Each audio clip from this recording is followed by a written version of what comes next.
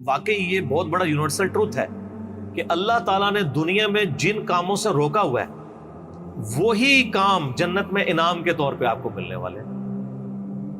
ٹھیک ہے, جن جن چیزوں سے روک دیا ہوا ہے تو سر وہ روکا اسی لیے ہے کہ تھوڑی دیر صبر کر لو, تمہاری انسٹنکٹ میں ان ساری چیزوں کی محبت میں نے ڈال دی ہے, لیکن اس کو پورا کرنے کا موقع یہ دنیا نہیں ہے, وہ آخرت ہے. دنیا میں میری مان کے نا اپنی انسٹنکٹ کے خلاف چلو, تھوڑی دیر کے لیے صبر کر لو, روزہ کھل جائے گا. یہ دنیا میں بھی ہم نے ایک بڑا روزہ بھی رکھا ہوا ہے جس میں ہم نے حرام سے بچنا ہے, اور اس کی افطاری جنت میں ہوگی. روزے کے دوران آپ کھا پی سکتے ہیں, تو روزے کے بعد کھاتے پیتے کیوں ہیں؟ اس لیے کھاتے پیتے ہیں کہ بس اب وہ اللہ نے جو آزمائش تھی وہ ختم کر دی. اس طریقے سے دنیا میں اللہ نے جن چیزوں سے روکا ہوا ہے یہ ساری چیزیں حلال ہو جائیں گی, لیکن یہ حلال اس کے لیے ہوں گی جس نے روزہ رکھا ہوگا, اسی کی افطار ہوگا. کھوجے کا تو نہیں ہوگا, اس کی تو پھینٹی لگ جائے گی. اسی میں کہتا ہوں دنیا آپ اللہ کی مرضی کی گزاریں, آخرت آپ کی مرضی کی ہوگی. اور اگر دنیا آپ نے اپنی مرضی گزاری پھر آخرت آپ کی مرضی کی نہیں ہوگی, پھر ولیعوذ باللہ تعالی اللہ کی مرضی کی ہوگی جو اللہ کے وعدے ہیں اپنے پیغمبروں کے ذریعے کہ جو میرے نافرمان ہیں میں انہیں عذاب دوں گا. اللہم اجرنا من النار, اللہم اجرنا من النار, اللہم اجرنا من النار. سورہ آل عمران میں بھی ہے نا, زُيِّنَ لِلنَّاسِ حُبُّ الشَّهَوَاتِ مِنَ النِّسَاءِ, اور اس کے بعد کافی چیزیں اللہ نے گنوائی ہیں کہ اللہ تعالیٰ نے مزین کر دیا ہے انسان کے لیے, یعنی دنیا کی جو اٹریکٹفل چیزیں ہیں ان میں سے عورتیں ہیں, مال ہیں, بیٹے ہیں, سونا چاندی کے یعنی ڈھیر ہیں, اور نشان زدہ گھوڑے ہیں, برانڈڈ کاریں ہیں آج کل کے دور میں. تو یہ ساری کی ساری چیزیں اللہ تعالیٰ نے ان کی محبت ڈال دی ہے, لیکن یہ محبت اللہ کو کراس نہ کر دے, لمیٹڈ رہے. ان لمیٹڈ ہوگی جنت, جنت میں زندگی بھی ان لمیٹڈ ہے, نعمتیں بھی ان لمیٹڈ ہیں. یہاں تو پابندی ہے آپ کے اوپر چیزوں کی, تو یہ اللہ نے اس لیے رکھی ہیں کہ آپ کو جنت کی قدر ہی تب آنی تھی کہ جب آپ کے دل میں ان چیزوں کی طرف رغبت پائی جاتی ہو. اگر آپ کو پیاس ہی نہ لگے تو ٹھنڈے پانی کی رغبت کیا ہوگی؟ پیاس کے بعد ہی قدر آئے گی. تو دنیا میں اللہ تعالیٰ نے یہ ساری چیزیں جو اٹریکٹ فل تھیں وہ رکھی, اس کے بعد اللہ نے آزمایا اس حد کو کراس نہیں کرنا, یہ حد کو کراس کرنے کا موقع تمہیں دوں گا اور ہمیشہ کے لیے دوں گا, بس تھوڑا سا روزہ رکھ لو, آخرت میں افطار کروا دوں گا. اور جب وہ افطار ہوگا تو پھر آپ جو مرضی کریں. قرآن پاک میں کئی جگہ ہے نا کہ جنت میں ہر وہ چیز ہے جو تم چاہو گے. صحیح بخاری مسلم میں حدیث ہے, جنت میں اللہ تعالیٰ فرماتا ہے میں نے اپنے بندوں کے لیے وہ نعمتیں تیار کر رکھی ہیں جو نہ کسی آنکھ نے دیکھی, نہ کسی کان نے سنی, نہ کسی کے دل پہ کھٹکا گزرا. پھر نبی علیہ السلام نے سورہ السجدہ کی آیت تلاوت کی کہ میں نے اپنے بندوں کے لیے ان کی آنکھوں کی ٹھنڈک نعمتیں جنت میں چھپا کے رکھی. میں اکثر کہتا ہوں کہ انسان کے پاس سب سے بڑی جو خواہش ہے نا انسان کی, نمبر 1 یہ ہے کہ مجھے موت نہ آئے, نمبر 2 مجھے کوئی تکلیف نہ آئے, نمبر 3 میں بوڑھا نہ ہوں, ہمیشہ انجوائے کرتا رہوں ینگ ایج. یہی ہے نا 3 خواہشات. اگر یہ 3 چیزیں دنیا میں آپ کو مل جائیں تو سر خدا کو پھر کس نے رسپانس کرنا ہے؟ آپ سے میں بھی پوچھ لیتا ہوں, اگر آپ کو کوئی مصیبت پریشانی نہ آئے, آپ بوڑھے نہ ہو اور آپ کو موت بھی نہ آئے, تو خدا آپ کی ضرورت ہی نہیں. اور خدا میں یہی کوالٹیز ہیں کہ اس کو موت نہیں آتی ہے, اس پہ کبھی زوال نہیں آتا, اس لیے خدا کسی کا محتاج نہیں ہے نا. ہماری ضرورت خدا ہے لیکن ہم خدا کی ضرورت نہیں ہے. اللہ کہتا ہے میں غنی ہوں. اور جنت میں آپ کو یہ تینوں خواہشات اللہ نے جنت میں جاتے ہی جو آپ کو پہلے سمجھ لینا 3 جو تمغے ملنے ہیں نا وہ یہی ہیں. صحیح مسلم میں حدیث ہے, اعلان ہوگا جنتی ہو تو میں مبارک ہو. جنت میں انٹر ہوتے ہی آج کے بعد کبھی مرو گے نہیں, ہمیشہ زندہ رہو گے. اور بخاری مسلم میں حدیث ہے کہ موت کو مینڈے کی شکل میں میدان محشر میں لا کے قتل کر دیا جائے. جنتی خوش ہوں گے کہ اب موت آنی نہیں ہے, اور دوست کی کہیں گے وہ کاش ہمیں موت آ جاتی. دوسری خوشخبری ملے گی, صحیح مسلم میں حدیث میں الفاظ ہیں, آج کے بعد کبھی بوڑھے نہیں ہوگے, ہمیشہ جوان رہو گے. تیسری خوشخبری ملے گی, آج کے بعد کبھی تم بیمار نہیں پڑو گے, ہمیشہ تندرست رہو گے. 30 سال عمر ہوگی ہر جنتی کی اور 30 ہی رہے گی. اور چوتھی خوشخبری اتنی بڑی ہے کہ آج کے بعد اللہ تم سے ناراض نہیں ہو, ہمیشہ ہی راضی رہے گا.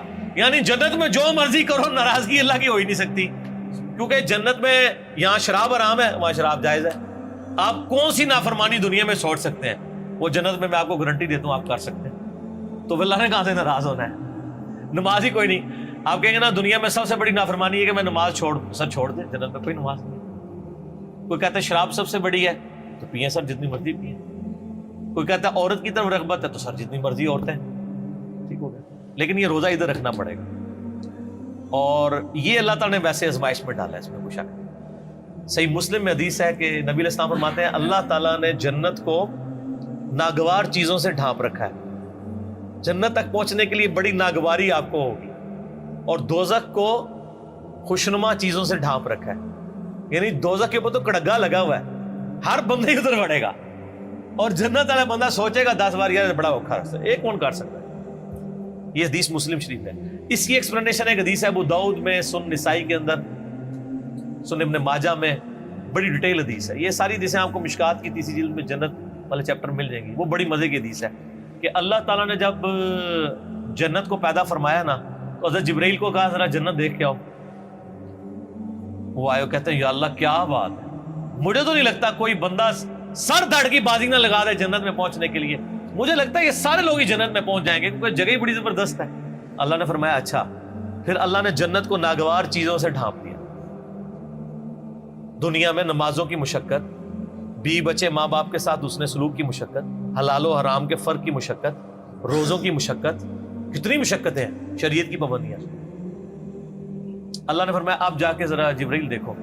واپس ہے، انہوں نے کہا اللہ تیری عزت کی قسم مجھے نہیں لگتا کوئی بندہ جنت میں پہنچنے میں کامیاب ہوگا، اتنی ہرڈلز رکھ دی ہیں تو نے. اللہ نے فرمایا اچھا اب دوزخ کو دیکھو. دوزخ کے کہتے ہیں یا اللہ تیری عزت کی قسم کوئی بندہ بھول کے بھی کوشش نہیں کرے گا کوئی ایسا کام کرے کہ ادھر آئے، یہ تو بڑا عذاب ہے. پھر اللہ تعالیٰ نے دوزخ کو ڈھانپ دیا دنیا کی خوشنما چیزوں سے، اٹریکٹفل چیزوں سے، شہوات سے. کہا جبرائیل اب دیکھو. دیکھ کے انہوں نے کہا یا اللہ مجھے نہیں لگتا کوئی بندہ دوزخ سے بچ پائے گا، کیونکہ ہر راستہ ہی دوزخ کی طرف لے جانے والا ہے، جتنا بھی اٹریکٹفل، جو ہماری انسٹنکٹ میں اٹریکٹفل. لیکن سر تھوڑا سا روزہ رکھ لے سب کچھ ختم ہو جائے گا. صحیح مسلم میں حدیث ہے اللہ تعالیٰ دنیا میں جس نے یاشی کی زندگی گزاری ہوگی نا، قیامت والے دن اللہ تعالیٰ نا اس کو بلوائے گا اور کہے گا فرشتوں ذرا اسے ایک پھیرا لگاؤ نا دوزخ کا، کیونکہ دنیا میں بڑا کہا گیا تھا ایک ہی پھیرا لگنا ہے. کہنے نا لوگ. سورہ فرقان میں اللہ فرماتا ہے کہ دوزخ تھوڑی دیر کے لیے ہو یا زیادہ دیر کے لیے بڑی بری جگہ ہے رہنے کی. یہ مسلمان ہے جو بدماشی کے ساتھ کہتا ہے خیر ایک پھیرا ہی لگے گا، اور حالت اس کی یہ ہے کہ موم بتی کے فلیم میں 10 سیکنڈ کے لیے یہ ہاتھ نہیں رکھ سکتا. اور بخاری مسلم کی حدیث ہے کہ آخرت کی آگ دنیا کی آگ سے 70 گنا زیادہ تیز ہے، اور جس کی یہ اوقات ہے کہ وہ دنیا کی آگ کے اوپر صرف ہاتھ نہیں فلیم کے اوپر رکھ سکتا، وہ آگ کے اندر جلنے کے لیے تیار ہو جائے. تو یہ کہانیاں صرف اپنے آپ کو کرائی نہیں ہے. دنیا میں کسی کہا جائے نا کہ فجر چھوڑنے میں فجر سے زور تک 10x10 کے ایسے کمرے میں آپ کو قید کیا جائے گا کہ جس میں 100 کوبرا سانپ ہوں گے، 100 بچھو ہوں گے، 100 اژدھے ہوں گے، لیکن ایک ہی پھیرا لگے گا ایک نماز کے پیچھے. فجر کے پیچھے فجر سے زور، زور کے پیچھے زور سے اثر، اور جتنے دنوں کی نمازیں ہیں اتنے دن لگے گا. کچھ سوچ سکتا ہے؟ اس لیے کہ یہ ہم نے امیجن کیا ہوا ہے. دنیا نقد ہے نا، آخر میں کہتے خیر ہو یار اینڈ تے چھاڑ ہی دے گا نا. کہانی ایڈا سوکھا کام نہیں ہے. اچھا وہ مسلم شریف کے الفاظ ہیں، اللہ تعالیٰ کہا ذرا اس کو لگاؤ نا دوزخ کا ایک پھیرا جس نے دنیا میں بڑی یاشی کی ہے.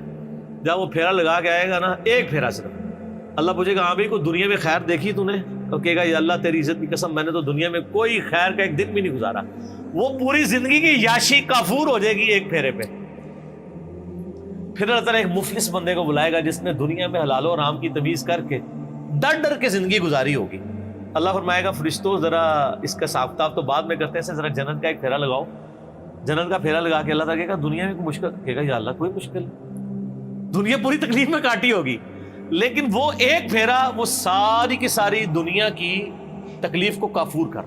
یہاں پہ بھی جو لوگ پوزیشن ہولڈرز ہیں، تو ہم خود بھی یعنی رہے ہیں الحمدللہ، یعنی اتنی محنت سے پڑھتے تھے یونیورسٹی میں، جب پوزیشن آتی تھی تو ہمیں اپنی وہ آج تو مجھے وہ راتیں بھی یاد نہیں ہیں جو ہم نے تکلیف کی کاٹی ہوئی ہیں، بلکہ یاد بھی نہیں کہ کبھی جو ہے وہ پڑھائی لکھائی کر کے تو کدھر تک.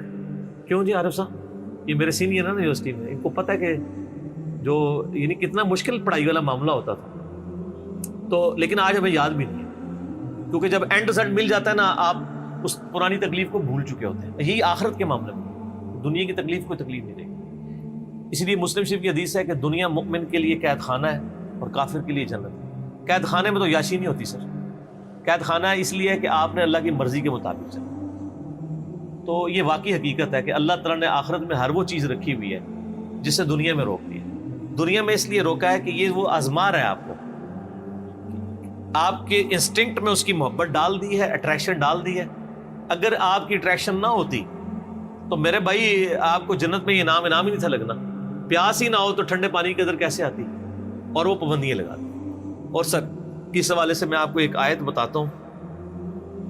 آیات تو سر اس کے اوپر اتنی ہے کہ میں گھنٹوں فی الودی بول سکتا ہوں.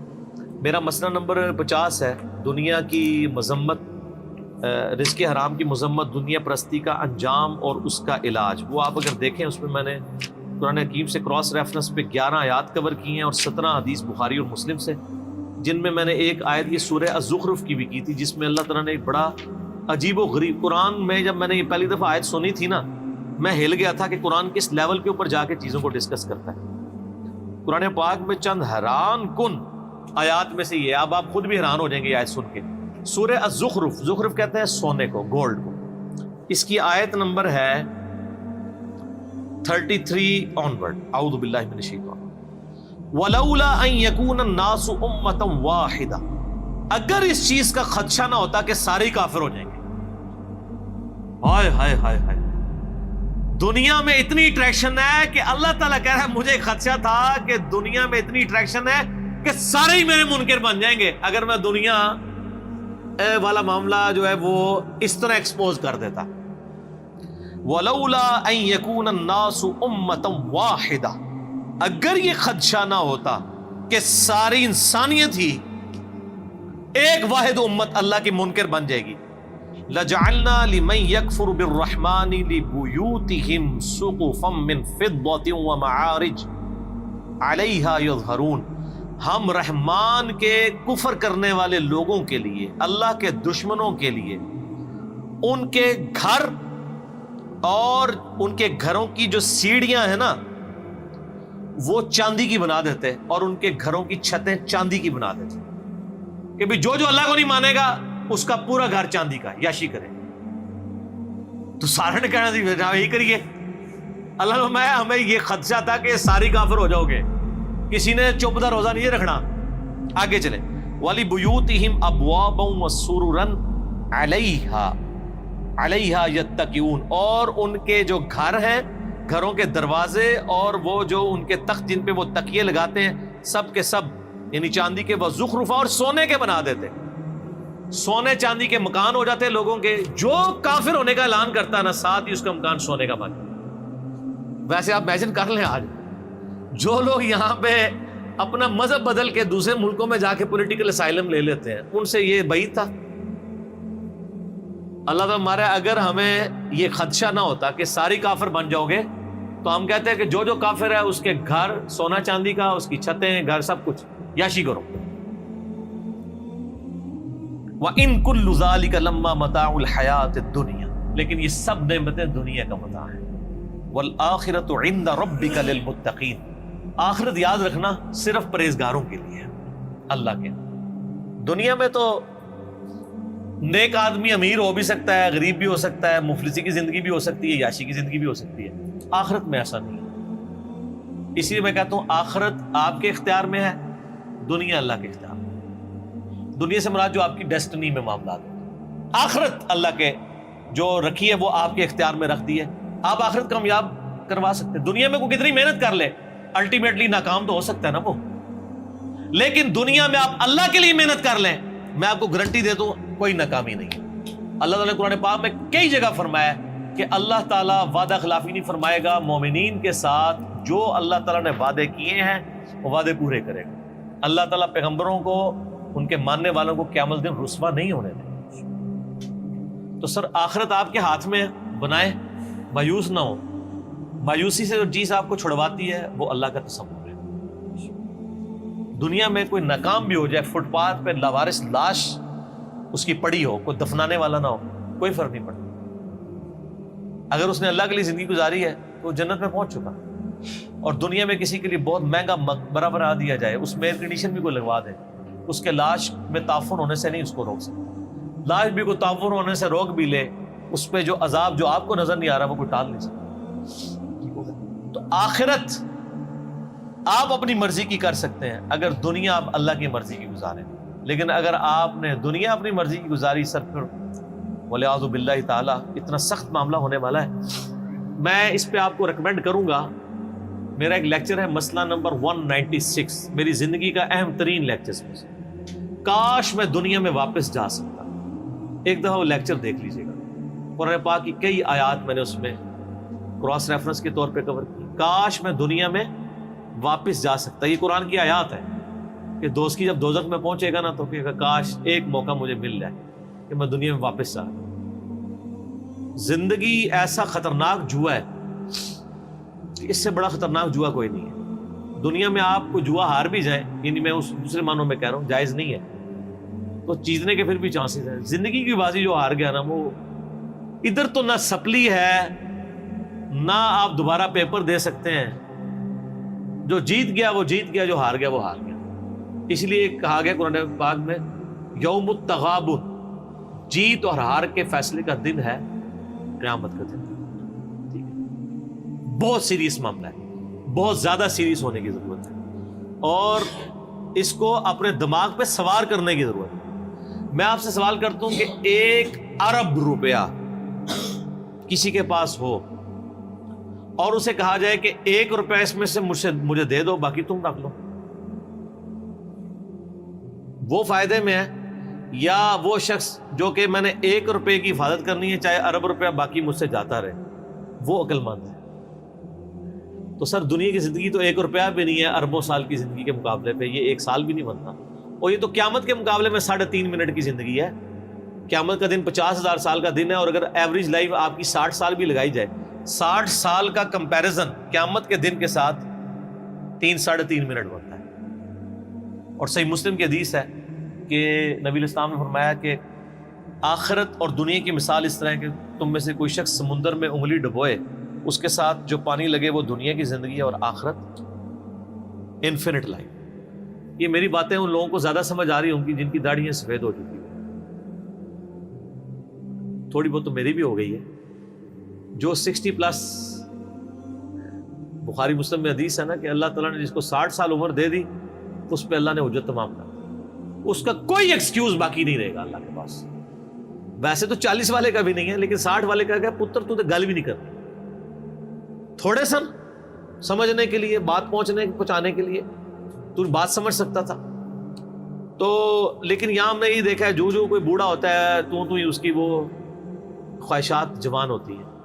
بخاری مسلم دونوں میں حدیث ہے, نبی علیہ السلام فرمایا کہ ابن آدم کے پاس سونے کی 2 وادیاں ہونا, وہ کہ تیسری بھی آ جائے, اس کا پیٹ صرف قبر کی مٹی بھرے گی. کتنے سخت الفاظ ہیں. پھر نبی علیہ السلام کی ایک حدیث بخاری مسلم دونوں میں آپ نے تلاوت کی, الہاکم التکاثر حتی زرتم المقابر.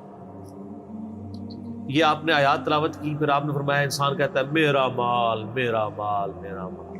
اوے تیرا مال تو وہ ہے جو تو نے کھا پی لیا یا پہن کر بوسیدہ کر لیا یا اللہ کی راہ میں خرچ کر کے آخرت کے لیے محفوظ کر لیا, باقی تو تیرے ورثاء کا مال ہے. تو آپ کا مال کون سا ہے؟ نمبر 1 جو آپ نے کھا پی لیا اور جو پہن لیا, اور تیسرا وہ جو اللہ کی راہ میں خرچ کیا, وہ آخرت میں اللہ نے 700 گنا کر کے اس سے بھی زیادہ لوٹانا ہے. اور ایک اور حدیث ہے, نبی علیہ السلام فرمایا انسان کے 3 دوست ہیں. جو 3 دوست ہیں, 2 دوست انسان کے قبر تک جاتے ہیں, ایک ہی قبر کے اندر جاتا ہے, وہ 2 واپس آ جاتے ہیں, اس کا مال اور اس کی اولاد واپس, اعمال ساتھ جاتے ہیں. بخاری مسلم میں حدیث ہے, اے اللہ محمد اور آل محمد کو بس اتنا ہی دینا کہ ان کی روح اور جسم کا رشتہ برقرار. سر وہ جو آج حدیث بھی ہے سورہ تحریم میں, بخاری مسلم میں الفاظ ہیں, حضرت عمر حضور کو ملنے کے لیے گئے, جسم پہ چٹائی کے نشانات تھے, رونا شروع کر دیا کہ کیسر و کسرا دنیا کے مزے لوٹ رہے ہیں اور آپ اللہ کے پیغمبر ہو کے اس فقر کی زندگی میں. آپ فرمایا لگتا ہے عمر تیرے پہ حقیقت دنیا کی ابھی بھی نہیں کھلی. حضرت عمر پہ اس بات پہ ڈانٹ. یار یہ حضرت عمر کی خواہش کتنی معصومانہ سی خواہش تھی کہ یار میری نبی کے جسم کے اوپر والے حصے پہ کپڑا تو کم از کم ہوتا, بسترا تو ایک نرم ہوتا, کپڑا بھی نہیں تھا تبھی جسم پہ چٹائی کے نشان دیکھے. اس معصومانہ خواہش پہ بھی ڈانٹ پڑ گئی کہ یار تجھے دنیا کی سمجھ نہیں ہے, یہ بھی کیا تو نہیں چاہتا کہ کیسر و کسرا دنیا کے مزے لوٹے اور ہم آخرت کی سعادت. یہ ٹریننگ نبی علیہ السلام نے صحابہ کرام کی کی تھی. لیکن یہ عجیب معاملہ ہے کہ جس دین میں اتنا زہد ہو, دنیا کو 3 طلاقیں دی ہوئی ہوں, اس دین کے ماننے والے دنیا کے کتے بن چکے ہوئے ہوں اور وہ مال کمانے کے لیے کچھ بھی کر جائیں. بڑی حیران کن بات ہے. جن کے پیغمبر کی اتنی زہد کی تعلیمات ہوں, انہوں نے اتنا کچھ سکھایا ہوا ہو.